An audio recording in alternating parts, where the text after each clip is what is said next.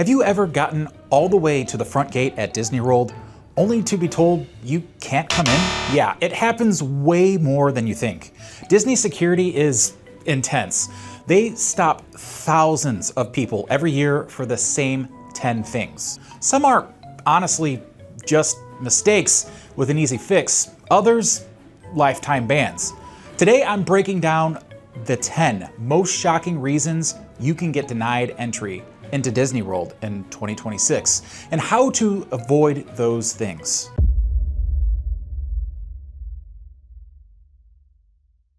How's it going, theme park fans? Timothy Sebastian here, and welcome back to my channel.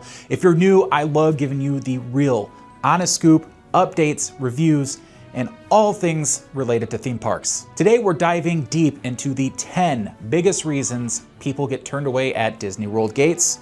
I've researched the official rules, recent cases, and even talked to some cast members to make sure everything is accurate for 2026. If you enjoy these type of videos, be sure to hit that like button, subscribe, and gently tap on that notification bell so that you don't miss out on all of my theme park adventures. Drop a comment below. Have you ever seen someone get denied entry? Or have you ever been stopped yourself? Be sure to comment. I read every single one of those. All right, let's get into it, starting with the most common ones and working our way up to the more serious lifetime ban stuff. Number 10, oversized bags, coolers, wagons, or strollers. Now, this is honestly one of the most common denials at security. Anything bigger than 24 inches long by 15 inches wide is not allowed. No wagons, no oversized coolers, no giant backpacks. Strollers must be under 31 inches wide and 52 inches long. Double wide or jogging strollers often get turned away. Disney rents out approved strollers inside, so be sure to plan ahead. So pro tip for everybody, pack light. Less stuff equals faster time at security. I've seen families get stopped right at the gate because they brought a huge wagon for the kids. It's honestly super frustrating for everybody. Moving on to number 9, noisy or disruptive behavior, especially in the hotels. Now, quiet hours at Disney hotels are 11 p.m. to 7 a.m. Loud music, slamming doors, yelling in the hallways can get you warned or even trespassed. Youth groups at all-star resorts do get extra attention, and in the parks, intoxication or fighting, zero tolerance. Cast members are watching. If you're being disruptive, you're getting escorted out and possibly banned for life. Keep it family friendly, guys. Number 8, inappropriate clothing, costumes, or inappropriate tattoos.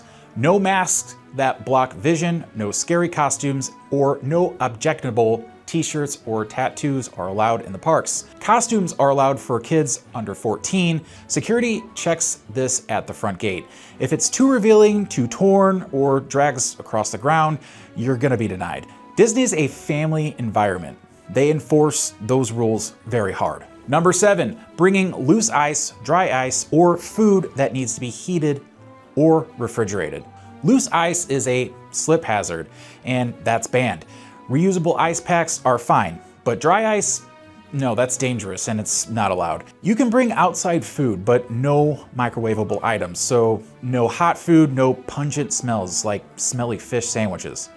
Glass bottles are also banned for safety, and soft drinks, water, snacks are still fine, and you can save money by bringing those in, but be sure to follow the rules. Number 6, service animal violations. Only trained service dogs and miniature horses are allowed in the parks. Emotional support animals do not qualify. If your animal isn't trained or behaves disruptively, you're denied entry. Disney is strict about this. No pets in the park except for service animals. Plan ahead if you need to make accommodations. Bonus tip, here's one that catches a lot of people off guard. Selfie sticks or tripods. These are banned since 2015 for safety. They can poke people or trip people in larger crowds.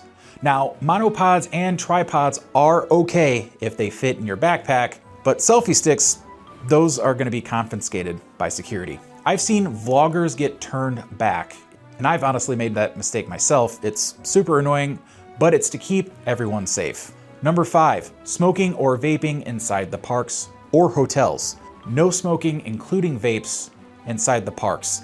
Only in designated areas outside the front gates. Now, hotels are 100% non-smoking. There's a $500 fine if you are caught in the room smoking, and Disney enforces this very hard. Don't risk it. Moving on to number 4, bring in your own alcohol, with one tiny exception. You can't bring your own booze into the parks, period. They'll confiscate it right at the security gate. There is one exception though. If you have a dinner reservation at Disney Springs, you can bring 1 bottle of wine to the restaurant, but it must be opened and consumed at that restaurant. If it's already opened when you pass through security, you're not getting in. Number 3, now this one's probably very obvious, illegal substances including marijuana. Even medical marijuana, you might ask, that's banned. Cast members are trained to smell it. If you reek, you're gonna be denied entry and possibly even trespassed.